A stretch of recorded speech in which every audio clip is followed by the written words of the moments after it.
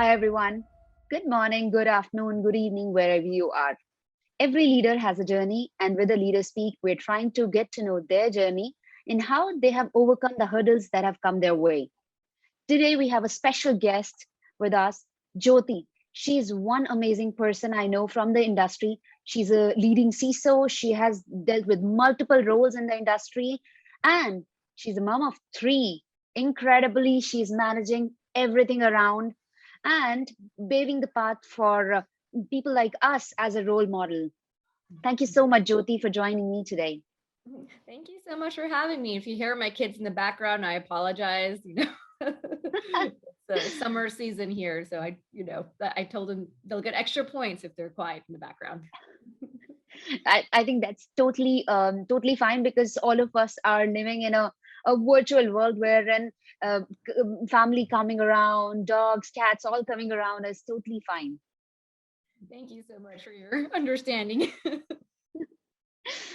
So I'll start off with understanding your role as a CISO or the roles that you have held in the past as a CISO. So how does your daily function look like? Sure. So it was a pretty much a process of evolution, I would say, in cyber, almost when cyber just kind of came about 15, 20 years ago, when it wasn't even called cyber. It was like information assurance. It was like other duties as assigned. And I kind of thought, I will just start in the industry and then, I'll do a few years and then I'll branch out to something else. But it's just been such an amazing journey. And I don't think I really had a path that I carved for myself. I just loved being in cyber and learning all the different aspects of cyber. And I think as a CISO, you get to really see the full broad spectrum of what cyber really is. It's not really any one thing. It's actually just a combination of a million little things, which is great for emerging cyber leaders out there, or just anyone wanting to venture into the industry. Because as a CISO, you get to not only practice cyber on a daily basis and all the different aspects within cybersecurity, but you're also that middle, I guess I would say, differentiator in your organization. Because hopefully you are put at the C-suite level. Like hopefully if you're obviously you're a chief information security officer, but where you're placed in the organization makes a huge difference sometimes. But if you are at the C-suite, or at least close to there, like not buried deep into the organization, you really hold a special role in the organization, very different from all the other C-suite executives. So in order to be good or effective in that role, it really does involve all of your holistic skills. So it's not just your cyber skills. That's probably like 30% of your role.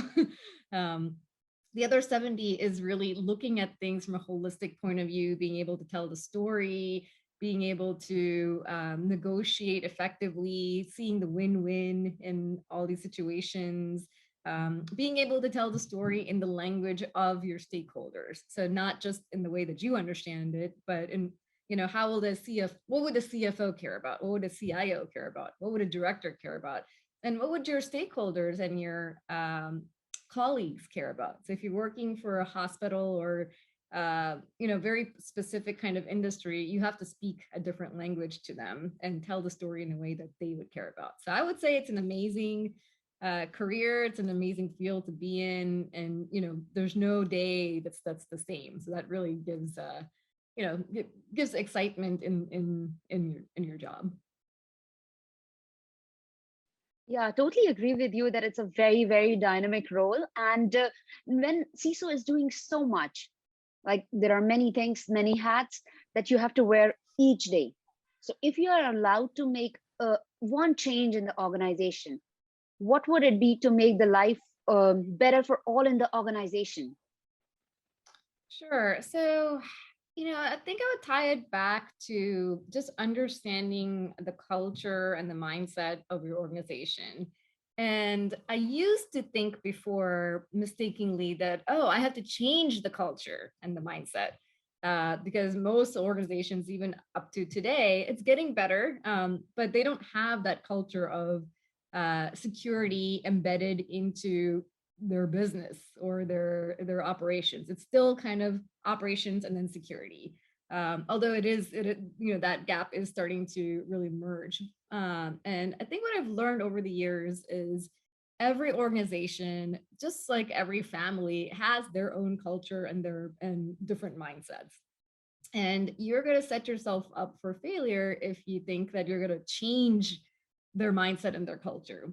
And what I noticed worked really well for me is by actually changing my own perspective on things and understanding that, okay, I have my own culture and mindset in my role. The organization has their own culture and mindset. Now, what if I just try to understand their strengths in their culture and their mindset? Because every single person, even the most difficult person you might find out there, they still have something. There's a strength in there somewhere. So if you're able to find the strengths in their mindset and the culture, and then use that strength to enhance it using cyber, that's where you'll get that win-win situation. So let's just say if you work for a healthcare organization and you might think like, oh, they're so lax on, or they might be, I'm not saying for all, but maybe it's not comparable to a Department of Defense kind of structure and regimen, which is fine. But what are their strengths? Oh, they really like collaborating. They like talking things out.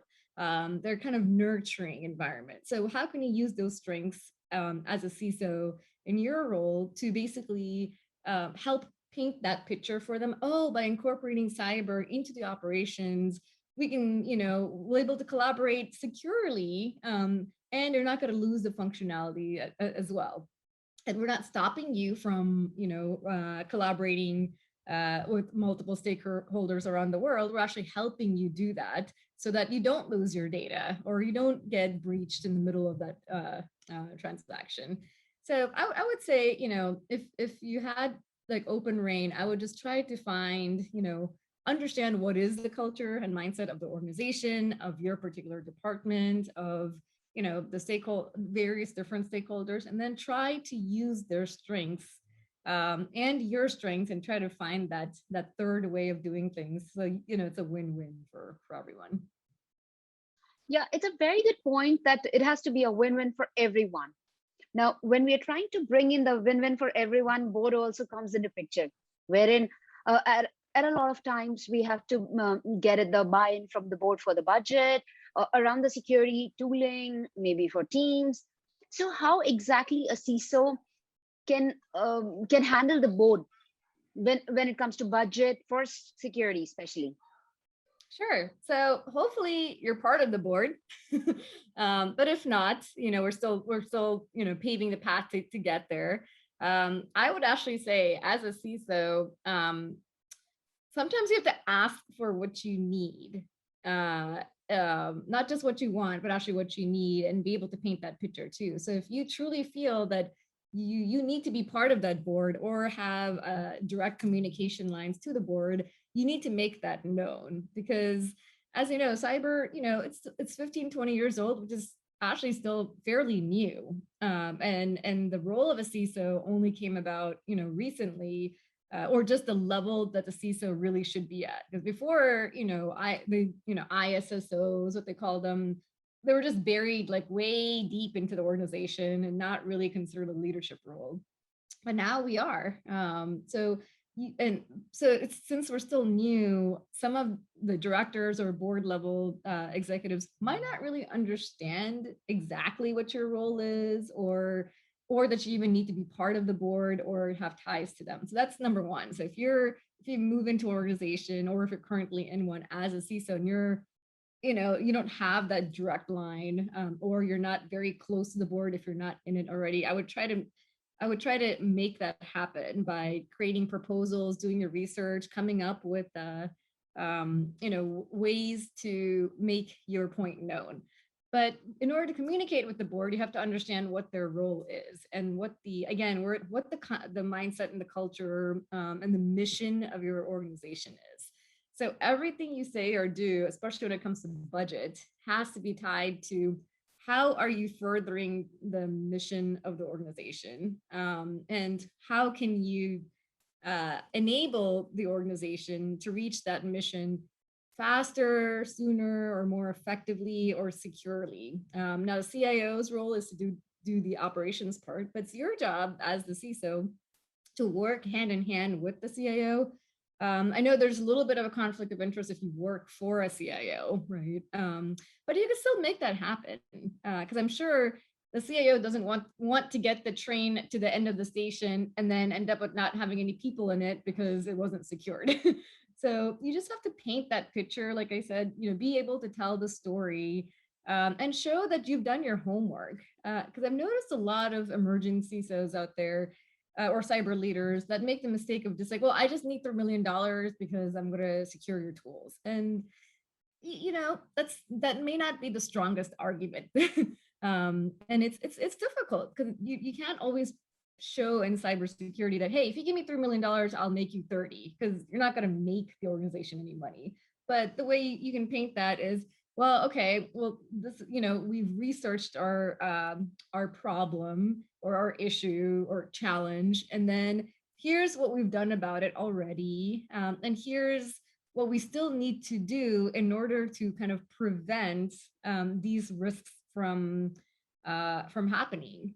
Because if we don't do that, then this is what these risks will kind of enable the organization to manifest. Like, okay, if we don't fix these vulnerabilities, then you're opening up your public facing websites and this is what could happen. And sometimes that's good enough, sometimes it isn't. They might not still understand the full picture. So you just have to kind of see, okay, and start really actively listening to your board, and see the questions, read between the lines. What are they saying, what are they not saying? Sometimes there's a political basis for what they're saying, but that may not be a bad thing. I know people think of politics as though it's bad, but sometimes there's a reason, why they're saying things, and which they might not be able to tell you directly.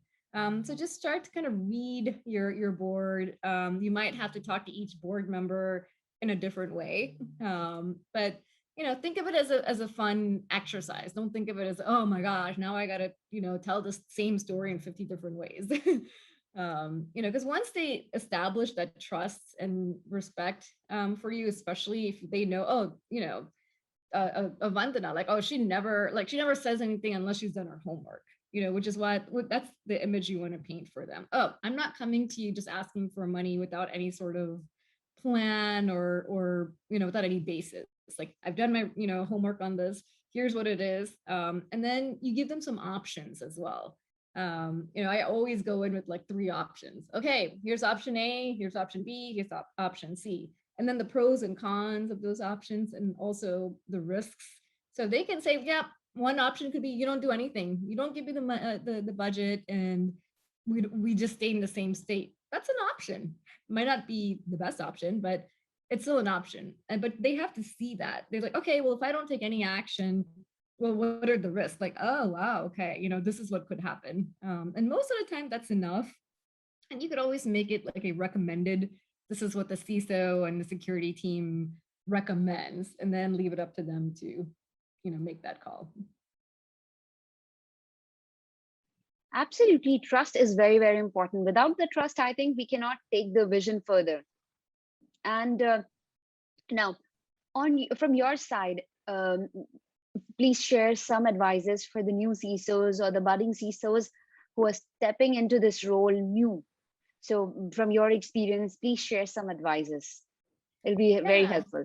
Sure. I would say one is really be confident in your communication skills, which is a surprise to a lot of folks because they think like, oh, we need to beef up our technical skills. And that's true when you first start out in cyber. Yeah, you should have that technical background, or at least some sort of understand technology and how it works to some degree. And then keep that going, learn different emerging technologies and how to secure them. And I would say, as in addition to that, also really focus on communications, and not just the ability to speak, but to speak effective communications and strategic communications. So that's one, because when you know how to communicate well, And again, going back to telling the story how the other person would like to understand it, it's going to be key for you, especially in a cyber role and as a CISO role. The second I would say is collaboration skills. So if you want to affect change in an organization, and cyber is all about change, everything's always changing in cyber, then you need to be able to not look at other peers or other management leaders across the organization in a competitive or combative way. Since it's still a new field, it's starting to get out there. People are starting to really get it, but still, not everyone understands it 100%. Even if you're in the field, you may still never understand it 100%. So it's really building that EQ in yourself and finding what can you do to make it a win-win, even at the peer level. Because once you do that, then you really get not only buy-in from management, but also buy-in from your peer level. And then it's going to make it really easy for you to affect that change throughout the organization. And then I guess my third really hope to see is, as you become a CISO or even existing CISOs, sometimes you tend to get a little tunnel minded and you tend to focus only on, cyber. But as we know, cyber affects everything, or everything's affected by cyber these days. So I bring in my holistic wellness type of mindset to the cyber world, with the whole mind, body, energy connection that we think of ourselves as, or mind, body, spirit, whatever you want to call it. That actually has a part in cyber as well.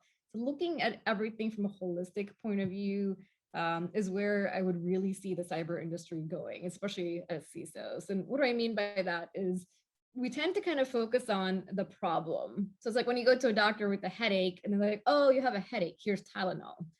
But if you go to an Eastern, practitioner, like an Ayurvedic specialist or a holistic wellness practitioner, they're going to be like, oh, why are you getting headaches?